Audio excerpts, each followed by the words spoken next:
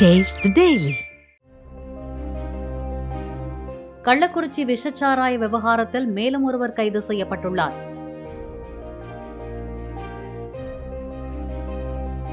Ethanol வாங்கி வந்து கொடுத்த மாதேஷிடம் விஷச்சாராயம் வாங்கி சேஷசமுத்திரம் பகுதியில் பொதுமக்களுக்கு விற்றதாக கள்ளக்குறிச்சி மாவட்டத்தைச் சேர்ந்த வேலு என்பவரை போலீசார் கைது செய்துள்ளனர்.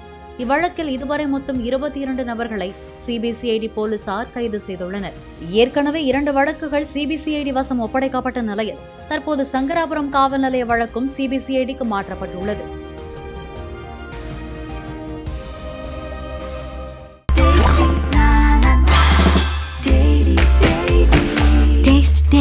Taste the Daily.